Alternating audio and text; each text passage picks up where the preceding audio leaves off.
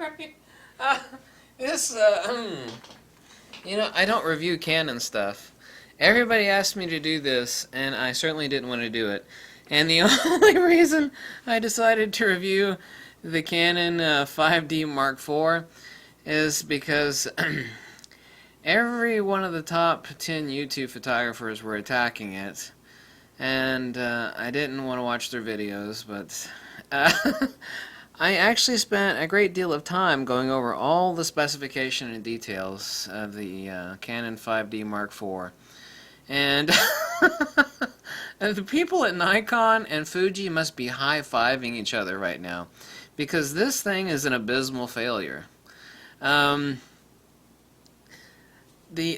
noticed that the other top three, and by top three I mean subscriber numbers, not, they were giving this camera down the road like, you know, like the red-headed stepchild that it obviously is off its specifications.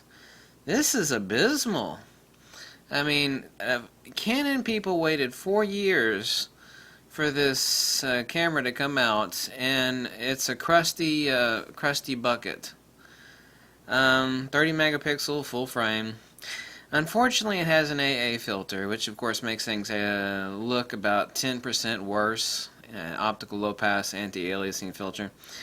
One thing that I noticed nobody else was talking about is the fact that this has mono inputs, and it's mono in and mono out.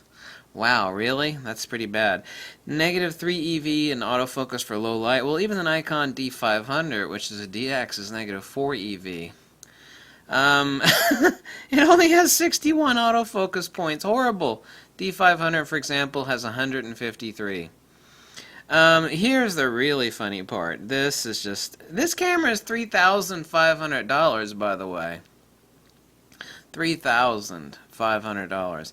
This camera is running UHS-1 cards, compact flash and SD card. This, hello, Canon, the year 2012 is calling for you. Did this camera come out in 2012 and it was only just released?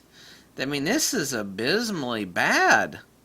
Not that I'm a person who actually cares about video. I'm not, but the fact that the 4K video on this camera is 1.74 crop factor. I mean, what? What are they smoking? This means that super wide-angle lenses, super wide-angle videography is impossible on this camera. It's impossible.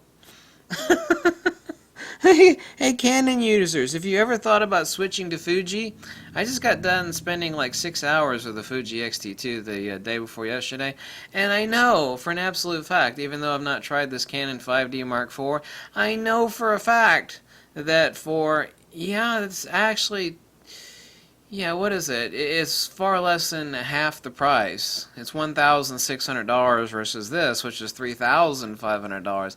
That it is a better camera for 4K video. I just saw the recently updated firmware off the Fuji X-T2 for 4K video. Magnifique. Par excellence. I mean, oh my God, for $3,500 they're giving you like a crusty camera that should have rolled out in 2012 or 2013. 7 frame per second burst. Also, the compression files on the 4K video are, they're something astronomically huge, like 5 or 6 times the size of 4K video off of comparable DSLRs. I mean, it's enormous. That combined with the fact that it is rocking UHS-1 compact flash cards and SD, this thing is, this is like a constipated elephant. Canon just rolled out a constipated elephant. I talked to some Canon users that I know.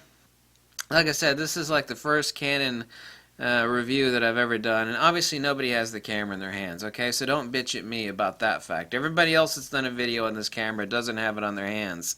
But these specifications are abysmal. It's nice that it has a touch screen. Mono in and mono out. Are you kidding? 61 autofocus points? That's horrible. It's a 30.4 megapixel sensor. It has an AA filter. What were you thinking, Canon? People waited 4 years for a camera that's $3,500 that's rocking UHS 1 cards with a 1.74 crop factor and 4K video, which means that doing wide-angle videography is impossible? Why is there no CFA? The Nikon D500, which is $1,500 less, is rocking an XQD card, and it has a bottomless buffer. This thing is 7 frames per second, or 21 frames in full raw burst, or SD card 19 full raw burst.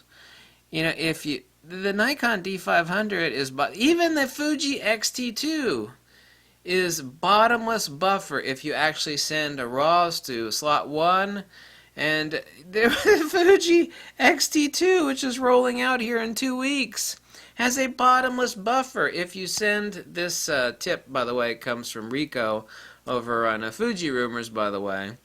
If you send RAW files to card 1 and JPEGs to the card 2, you have a bottomless buffer. Bottomless. There is no, limit of 21. And that is a camera that's $1,600.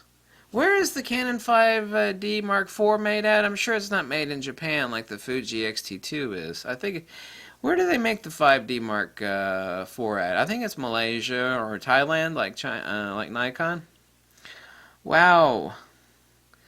Wow.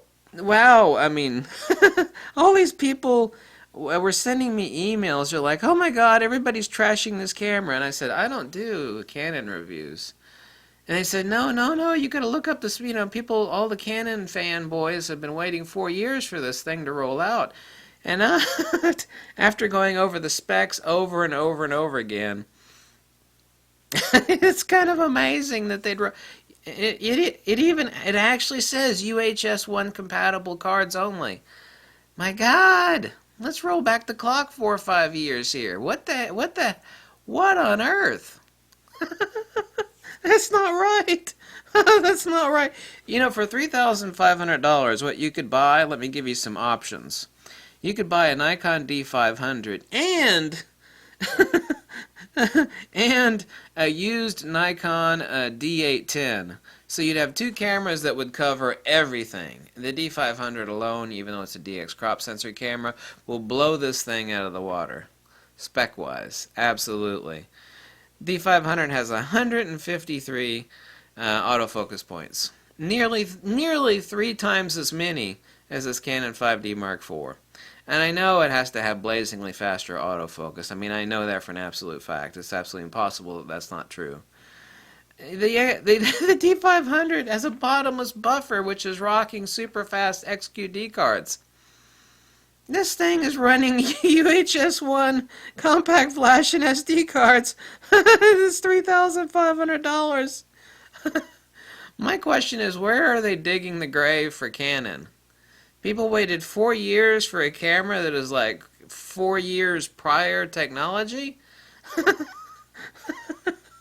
Now I know why all these Canon people have been emailing me. They're like, oh my God, you gotta check this out. Everybody that does photography gear reviews on YouTube is trashing this thing. And it's like, well, I don't care. I told them, I said, I don't care. And they said, no, you got to go look at this. I'm glad I did look at it. This will probably be my first and my last Canon review, because I don't review Canon stuff. I haven't used Canon stuff in ages. But these specifications for $3,500 are horrible. Hey, Canon folks, if you want to make the switch to Fuji, now would be a good time.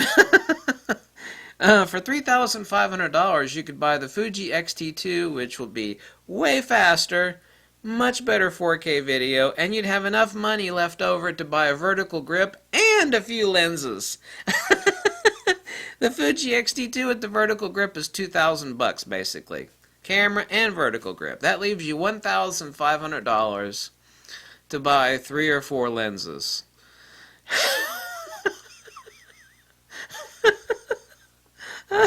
Who's gonna buy this thing?